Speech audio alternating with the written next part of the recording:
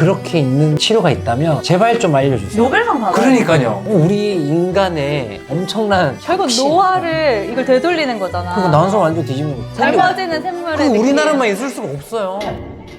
너도 알고 나도 알고 남녀노소 모두 알고 우리 동네 산부인과 와! 오늘은 저희가 오랜만에 폐경 콘텐츠를 한번 찍어볼까요? 일단 폐경의 종류가 요새는 구분해서 여러 종류가 있지만 비교적 젊은 나이에 생기는 폐경을 먼저 얘기하고 넘어가도록 하겠습니다. 저희가 요즘은 이제 조기 난소 부전이라는 단어로 좀 바꿔서 얘기를 하고 있죠. 뭐 폐경, 완경 얘기가 많긴 한데 아직 의학용어가 바뀌지 않았기 때문에 완경 댓글 금지. 먼저 저희는 주제가 나왔을 때 definition, 조기 폐경이란 무엇인가요? 저는 이 정의를 모두가 진짜 꼭 알았으면 좋겠는 맞아요. 게요. 원칙적으로는 만 40세 이전에 그쵸. 난소 기능이 떨어지는 건데 많은 여성분들이 만 45세 이전에 기능이 떨어지면 조기 폐경 된 것 같다고 말씀을 많이 하시거든요. 47세도 그러세요. 폐경을 생리를 안 하는 거라고 단순히 생각을 많이 하시는데 조기 폐경이든 자연 폐경이든 폐경이라는 게 어떤 의미를 가지는 걸까요? 피가 더 이상 안 나와요. 월경이 안 나와. 이런 거는 결과인 거죠. 난소 기능이 떨어지면서 난소 호르몬 공장이 이제 정지되면서 그거의 결과물이 안 나오는 건데요. 근데 피가 안 나오는 것만으로 평가를 하게 되면 다른 원인에 의해서 자궁 내막이 과하게 증식됐거나 뇌에서 호르몬 밸런스가 깨지거나 했을 때도 충분히 그렇게 생길 수도 있는데도 그런 것들을 놓칠 수 있는 거죠. 원칙대로 폐경은 호르몬 공장이 멈춘 상태다. 수술한 분들이 맞아요. 가끔 자궁을 절제를 하고 나면은 당연히 생리를 해주는 기간이 없으니까 생리를 안 하는데 이거는 폐경이랑은 좀 다르잖아요. 맞아요. 난소 공장은 아직 가동이 되고 있는데 배출물이 나오지 않는 그쵸. 거라서 원칙적으로 그것도 폐경은 아니라고 할 수 있죠. 자궁의 문제가 아니고 난소의 기능이 다하는 걸 저희가 폐경이라고 얘기를 합니다. 그러면 조기 난소 부전이랑 그냥 자연 폐경이랑 뭐가 그렇게 다른데 이게 제일 궁금하실 것 같아요. 쉽게는 나이를 기준으로 하긴 해요. 그래서 조기 폐경이라는 거는 40세 이전에, 일반적인 폐경은 평균 나이 50에서 52세, 인종에 상관없이 그 정도 나이면 이제 난소 참 호르몬, 신기해. 그렇죠. 호르몬 공장 딱 스탑을 하거든요. 그리고 이렇게 두 개를 나누다 보니까 그 중간에 있는 사람들은 어떻게 되나 이렇게 봤더니 40에서 45세 전까지의 폐경을 하는 분들을 이른 폐경이라고 표현하고 45세 이전에 폐경한 사람들은 역시 몸 상태가 50세에 폐경한 사람보다는 안 좋다는 것들이 발견돼서 조금 더 적극적으로 치료하긴 합니다.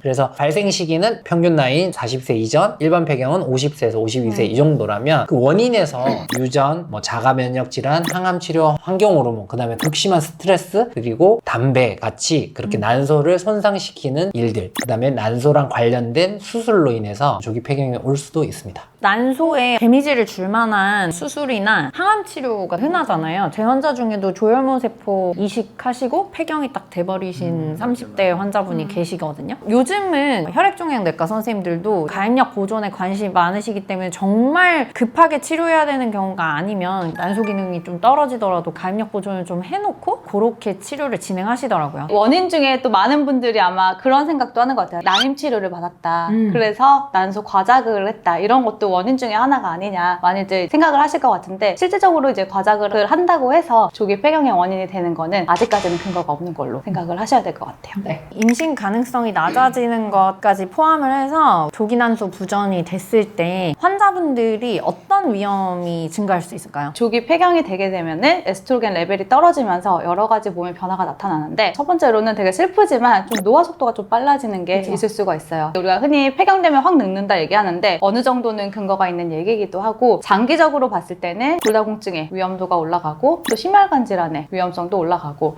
또 더 오래 장기적으로 봤을 때는 치매의 위험도 조금 더 올라가는 것으로 되어 있죠.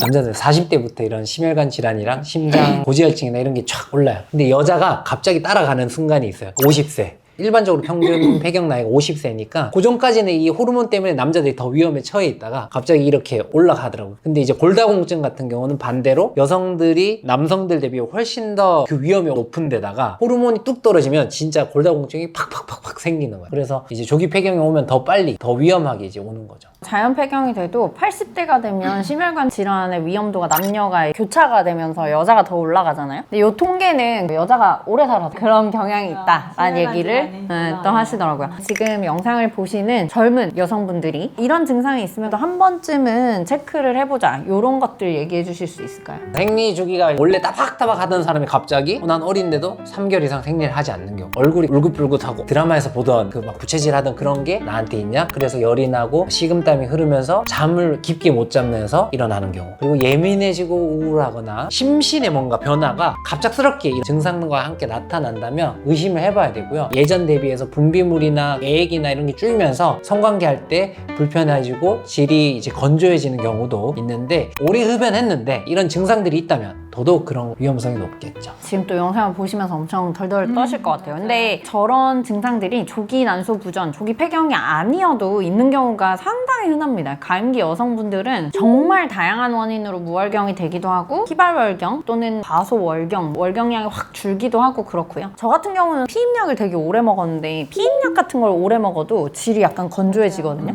PMS가 심하면 또 기분 이렇게 들쭉날쭉 많이 하잖아요. 그래서 이런 것들이 있다고 해서 무조건 우리가 조기 폐경을 의심해야 된다, 막 그런 거는 아니기는 하니까 일단은 전문의와 상의를 해보고 적절한 검사를 해보고 걱정하셔도 늦지 않다. 여러 증상 중에서 몸이 그냥 갑자기 너무 유난히 덥다든지 얼굴이 자주 붉어지고 그런 증상이 있으면 우리가 검사를 다 해볼 수가 맞아요. 있으니까 맞아요. 그래서 저럴 때는 꼭 방문을 해보시는 게 좋을 것 같아요. 왜냐면 조기 폐경이 아니어도 자가면역 질환 자체가 저런 증상을 일으킬 수도 있고, 자가면역 질환이 있으면 또 조기 폐경의 원인이 되기도 하니까 소 뒷걸음질 쥐 잡는 것처럼 병을 발견할 수도 있다. 네, 병원에 오시는 게 좋을 것 같고요. 또 한편으로는 이제 월경이 안 나온다는 측면에서 다낭난소 증후군이랑 좀 비슷하다고 오신 분이 진짜 있었고, 맞아요. 그래서 어제 검사도 이제 했었는데 30대 후반 분들이 좀 그렇게 오시더라고요. 30대 중후반. 후반은 조금 헷갈릴 수 있어요. 그때는 오시더라고요. 비교했을 때 제일 큰 게 이제 남성 호르몬 과다 증상은 확실히 이제 다낭난소 증후군 환자들이 많고, 피 검사에서도 그렇고 확연히 차이가 나긴 하기 때문에 병원에 오시면 구분할 수 있습니다. 일단 초음파가 다르죠. 다낭난소 증후군의 난소와 조기 폐경의 난소는 완전히 너무 반대의 다르죠. 모습을 보이고 있기 때문에 초음파만 봐도 어느 정도 예측은 좀 할 수 있어요. 난소 크기 측면에서는 진짜 양 끝단이에요. 하나는 너무 크고 하나는 완전 이렇게 쪼그라져 있는 상태니까. 맞아요. 저희처럼 아줌마면 상관없는데 출산 안 하신 분들이 임신을 원하실 때가 이제 제일 좀 속상한 것 같아요. 특히 요즘 40살에 나으신 분 진짜 많아져서. 조기 폐경이 이제 확정돼서 안 돌아오는 분인 것 같다 하면 자연 임신은 완전히 불가능할까요?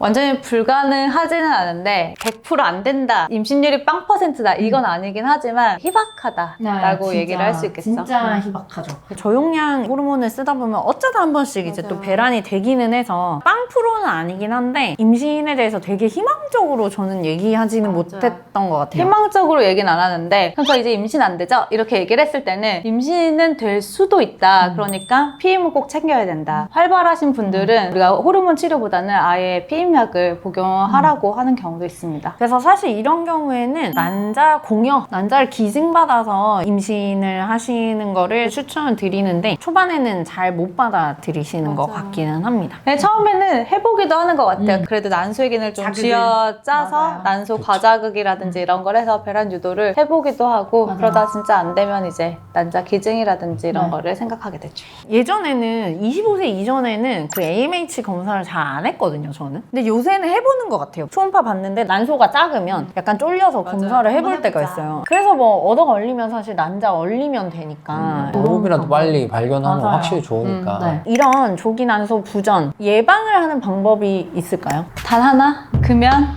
금연은 확실히 이제 알려졌고, 저는 개인적으로 떨어지는 속도, 결국에는 난소가 손상을 입는데 몸 안에서 활성산소나 이런 스트레스, 그 다음에 담배도 역시 끊는 거 자체, 운동 많이 하고 술도 좀 활성산소 줄일 수 있는 영양 성분 비용이 허락하는 선에서 맞아요. 해볼 수 도움이 있는 건 될 수는 해보는 거죠. 있다. 이런 게 쉬운 게 아니에요. 그럼요. 조기 난소 부전 환자분들을 설득하는 게 제일 어려운 게, 왜냐면 이제 받아들이기가 네. 어려우니까. 환자분들이 일단 안 받아들이고 아까 얘기 드린 것처럼 민간요법으로 쫙 빠져서 건강기능식품이라든지 비용이 많이 드는 쓸데없는 거를 많이 드시고 오시는데, 꼭 기억하셨으면 좋겠는 게 심혈관계 질환 위험도나 골다공증 위험도가 올라가기 때문에 조기 난소 부전 환자분들은 호르몬 치료를 안 받으시면 수명이 짧아집니다. 그래서 호르몬 치료는 유방암이 있지 않은 한은 거의 필수라고 보시면 될 것 같아요. 또 하나는 결국 아까 민간요법을 찾는다고 했는데 난소의 기능은 떨어졌지만 생리는 무조건 만들어낼 수가 있잖아요. 그래서 민간요법을 하다 보면 저 생리가 돌아왔어요 이렇게 하고 또 기쁘게 오시는 분들이 있는데, 그게 사실은 난소의 기능이 올라온 건 아니고 생리라는 현상은 우리가 호르몬 조절을 통해서 만들어낸 거기 때문에 난소 기능 부활과는 좀 다르다라고 생각을 하시고 난소 기능이 정말 떨어졌다라고 하면은 생리를 유도하기보다는 치료로 가시는 게 좋습니다. 진짜 저도 꼭 그 말을 하고 싶은 게 그렇게 있는 치료가 있다면 제발 좀 알려주세요. 노벨상 받아요. 그러니까요. 우리 인간의 엄청난 결국 혁신. 노화를 이걸 되돌리는 거잖아. 그리고 난소 완전 뒤집는 거. 젊어지는 샘물의 그거 느낌. 우리나라만 있을 수가 없어요. 오늘 조기난소 부전에 대해서 얘기를 드려봤고요. 다음에 또 좋은 컨텐츠로 영상을 만들 수 있도록 궁금하신 점은 댓글로 많이 달아주시면 저희가 또 만들어 보도록 하겠습니다. 지금까지 우리 동네 산부인과였습니다. 와! 우리 애가 책상 위에 손을 얹으면 음악 시간에 짝꿍이랑 손을 계속 끝날 때까지 잡고 있게 한다고 했지. 아, 손을 얹으면요? 그럼 손을 이렇게 내려놔야 돼요? 있어야 되는데. 밑에서 잡으면 어떡해? 이렇게. 그럼 애 생겨요. 야, 지금 초등학교 4학년한테 무슨 개소리야. 원래 손 잡으면 애 생기는 거잖아요. 원래 초등학교 4학년 손잡고 애 생기지. 그럼요. 오늘은 저희가 오랜만에 예전에 얘기 다 끝난 거야. 네. 더 이상 이어가고 싶지가 않아요. 네네.